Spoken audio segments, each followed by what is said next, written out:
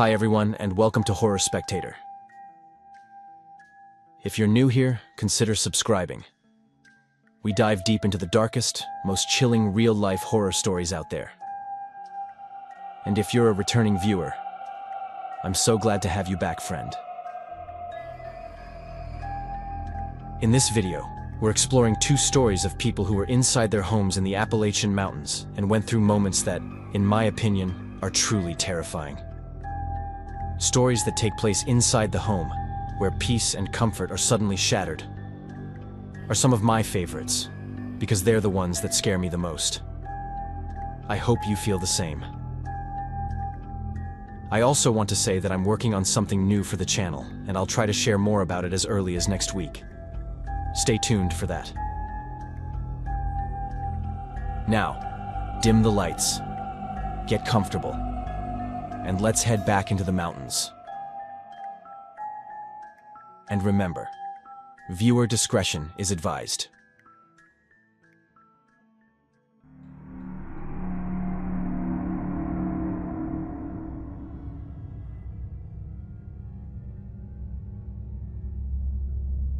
I grew up in the Appalachian Mountains, on the Pennsylvania side, in a place where isolation wasn't a lifestyle choice. It was just how things were. Our house sat far from anything you'd call a town. And from a young age, I helped my parents with everything. Hauling wood, fixing pipes, dealing with winters that felt endless. So living off the grid was never something that scared me. If anything, it felt normal. Later, when I went to college and tried city life, I realized pretty quickly it wasn't for me. Too much noise, too many people, and a constant feeling of being watched in a way that felt artificial. So once I finished school and had enough financial stability to choose where I wanted to live, I went looking for something familiar, which is how I ended up near the Blue Ridge Mountains. It was an area where I'd done several hikes and camped a few times before, and it was absolutely beautiful. It was also a place full of legends and strange stories. But nothing I wasn't already used to, since the area where I grew up was exactly the same. The cabin was cheap, isolated, and had clearly been empty for a long time. But structurally it was solid, and that mattered more to me than appearances. I moved in knowing it would take work, and for about a year that's exactly what my life was. Work during the day online, and then fixing the place in the evenings and on weekends. I was constantly tired, constantly focused on what needed repairing next, and honestly not very attentive to small details. Looking back, I think that's why I didn't question certain things when they first started happening. At first, it was nothing specific, just moments where I'd pause and think something felt off. Sometimes there was a smell inside the house that didn't belong to me or anything I owned. Something earthy and stale, like damp clothes left too long in a closed space. Once or twice, I noticed dirt on the kitchen floor, even though I was careful about taking my boots off at the door. Another time I found footprints near the back of the house, not clear enough to be alarming. I told myself I was exhausted, distracted, probably forgetting things, and since my gut never screamed danger, I let it go. Once the major repairs were done and I finally had time to slow down, that's when I started noticing patterns. Food would run out faster than it should have, not dramatically, just enough to make me stop and count days in my head. Whenever I left the house for more than a few hours, whether to go into town or visit my parents, I'd come back to that same strange smell, stronger than before, like someone else had been there and left recently.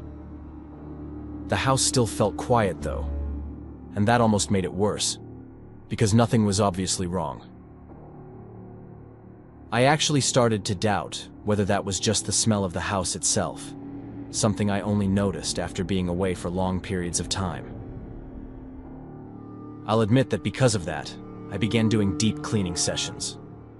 Not just in the house, but also with my clothes, the way I washed them and stored them. I even started showering more often. At one point, I genuinely thought it might be my own smell, the smell of me and my house. Then one night I woke up suddenly, fully alert in a way that didn't make sense. And I knew immediately that I wasn't alone. It wasn't a feeling or an instinct, it was certainty. As my eyes adjusted to the dark, I saw something in the corner of the bedroom. A shape that didn't belong there. And the longer I stared, the more obvious it became that it was a person standing completely still. There was a moment where neither of us moved. And in that silence, I realized they knew I was awake. I think it was the most paralyzing moment of my life. It was like my whole body wanted to react, like it was twisting itself with fear. But my brain couldn't take control, couldn't make me do anything at all. It was only when the other person shifted slightly that I think my brain finally unfroze and reacted. I lunged out of bed and went straight at the figure, driven by panic more than logic. And there was a brief, chaotic struggle before they broke free and ran out of the room and out of the house entirely.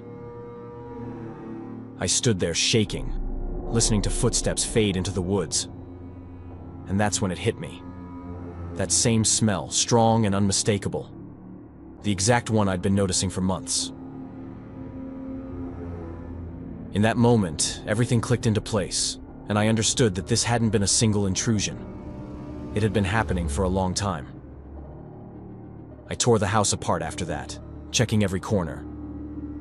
The attic, the basement, crawl spaces. Anywhere a person could hide, convinced I'd find signs of someone living there. But I found nothing. No bedding, no trash, nothing that made sense. I spent days in a complete nightmare. I honestly felt like I was sinking. It wasn't until I started exploring the land around the cabin that I found the cave.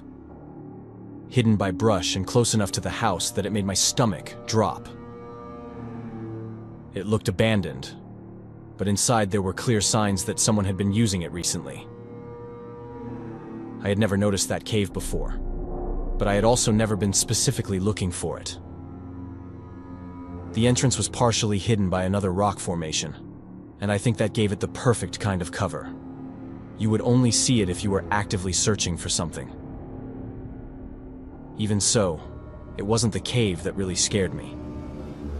It didn't belong to me, and I had no intention of chasing someone away from a place they might be using as shelter. What terrified me was the idea that this person could get into my house whenever they wanted, and I had no idea how.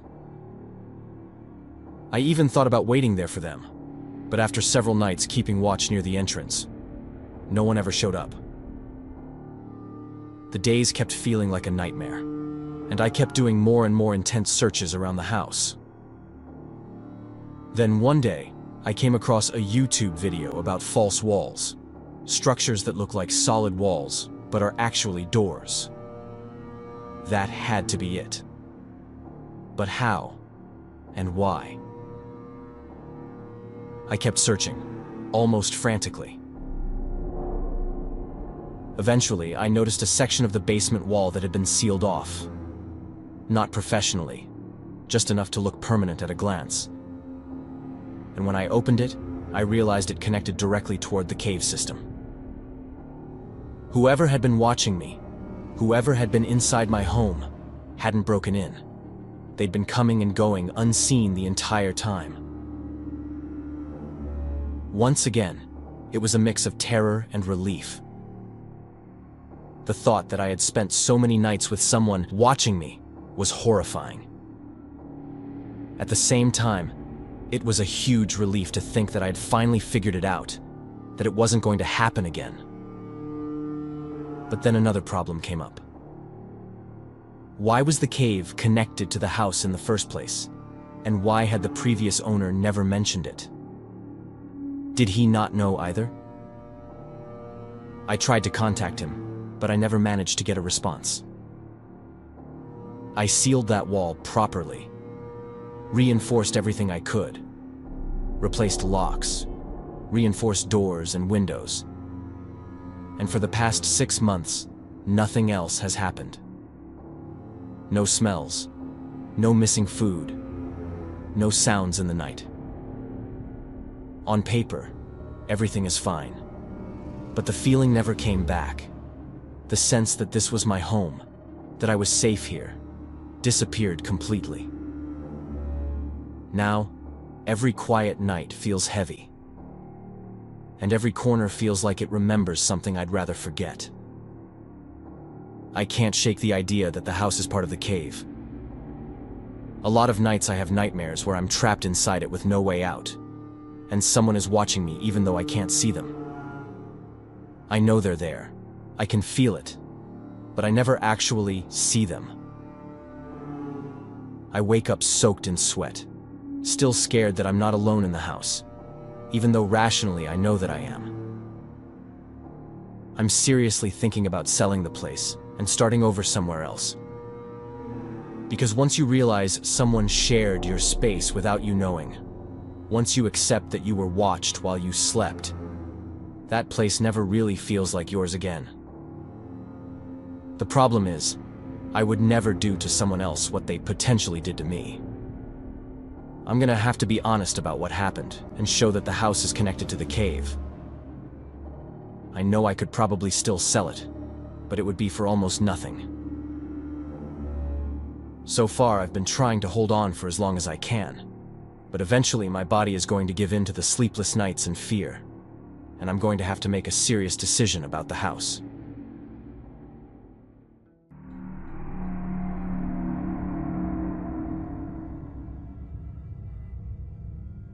The story I'm about to tell you started more than 30 years ago, and it's something that unfolded slowly over time. I'll do my best to explain everything as clearly as I can, even though, to this day, I don't know exactly what really happened. It may all sound like a series of frightening coincidences to someone on the outside, but to someone who lived through it the way I did, it was much more than that. I've lived around these mountains my whole life, close enough to the Smoky Mountains to feel them every day, but still technically on the Appalachian side. In one of those places that doesn't really feel like it belongs anywhere else. It's not deep wilderness, not completely cut off, but it's also not somewhere people just pass through. My house sits a few minutes by car from the main village, maybe half an hour on foot if the weather's good, and around it there are only about 10 or 11 other houses. The village itself barely reaches 500 people, which means everyone knows everyone, or at least thinks they do. Behind my house, though, there's nothing but forest. Dense, quiet forest that feels older than anything else around it. Growing up there, that forest was just part of life. You don't really question it when you're a kid. You just accept that it's always there, watching in its own way. I didn't have many friends as a child. There simply weren't many kids. So I spent a lot of time alone. And when you're alone that much, your imagination fills the gaps. I made up stories in my head. A lot of those stories revolved around the things I could see from my bedroom window, especially my neighbor. His house was attached to ours, almost like a shared wall. And even as a kid, I knew he was off. Not in an obvious way. Not something you could point to and explain, but he had habits that never quite sat right with me. I'd wake up in the middle of the night, 4 in the morning sometimes, and see him leaving his house with a large bag, heading straight into the forest. Other nights, I'd hear dragging sounds, metal scraping, things being moved when everything else was completely quiet. He'd disappear for hours and come back just as the sun was rising. As a kid, That kind of thing feeds your imagination whether you want it to or not. I started telling myself stories about him, that he was dangerous, that he was doing something horrible out there in the woods. At school, when we were asked to write short stories, those ideas slipped out onto paper. Once, my parents were even called in because a teacher thought my writing was too dark for my age. My parents brushed it off, told everyone I just had a vivid imagination. And they told me the same thing at home. They said the neighbor was harmless and I needed to leave him alone. That is to say, it's not that I truly believed he was capable of killing people. I could tell my stories apart from reality. Still, looking back now, I know it was instinct. I knew something was wrong with him. In fact, several people knew, but no one ever talked about it. Especially the adults, too busy with their own lives to notice the same things I did. They all repeated the same phrase, the same excuse, that he was just odd, but I knew it was more than that. When I was in my early 20s, my parents died in a car accident during a snowstorm. The road iced over, visibility was terrible, and they went off the mountain. Losing them like that broke something in me. For almost 3 years, I barely left the house. I worked when I had to, slept when I could, and spent a lot of nights staring out the window again, watching the forest, and, without really meaning to, watching my neighbor. That's when it stopped being imagination and started feeling more like an obsession. Another one of my obsessions, one I truly believed was more than just coincidence, was the news about people who went missing in the Smoky Mountains or in the forests nearby. They were always tourists, often alone, who vanished without leaving a trace. I started collecting every piece of news I could find about those people. Even so, there were far fewer reports than the number of people who actually disappeared, as if there was some kind of fear around making it public. One night, I woke up to a scream, sharp and sudden, like a man yelling in pain. I wasn't sure at first if I was dreaming, so I checked the time. It was 3:30 in the morning. I didn't turn on any lights. I just moved slowly to the window and looked outside. The only light on in my neighbor's house was the one in the basement. I stayed awake after that, listening. I heard noises coming from his place, heavy movements, something like cutting or chopping. I told myself to stay inside, to mind my own business. But after an hour of lying there with my heart racing, I did something stupid. I went outside and waited in my backyard, hidden by the trees, because I knew, from years of watching, that he would eventually leave. And he did. I followed him into the forest, keeping my distance, trying to stay quiet even though my legs were shaking the whole time. We walked for almost an hour, deeper than I'd ever gone at night, until he reached a small structure tucked away between the trees, something that looked like an old hunting cabin. He went inside without turning on any lights. I crept closer and tried to look through one of the windows, but it was too dark to see much. And then I stepped on a branch. The sound felt impossibly loud. Inside the cabin, I saw movement, and I swear he turned toward the window. I didn't wait to see more. I just ran blindly through the forest toward my house, tripping, gasping for air, convinced every second that I'd hear footsteps behind me. I don't remember hearing any, but I also know I was too panicked to be sure. For days after that, I waited for him to confront me, to knock on my door, to do something. Nothing happened, until the night my back door broke in. I woke up to the sound of wood cracking, and I knew immediately that someone was inside my house. My first thought wasn't maybe, It was certainty. I was convinced it was him. Years of watching, years of fear, all of it crashed down on me at once. When I was a kid, my mother had taught us about hiding. Her brother had been beaten during a break-in when she was young, and it left her deeply paranoid about home invasions, especially living somewhere so isolated. Together, my parents created 3 hiding spots around the house, depending on where you were when something happened. One of them was in my room, a hidden hatch above my closet, completely invisible unless you knew exactly where to look. Only my parents and I knew about it. I climbed up there silently, phone in my hand, and called for help. I couldn't speak, not really, but I gave my address, explained someone had broken in. The operator told me a patrol car would be there in 23 minutes. 23 minutes is an eternity when you're hiding above your own bedroom, listening to someone move through your house. I heard footsteps, drawers opening, doors slamming. I heard him enter my room. He searched everything, even the closet directly beneath me.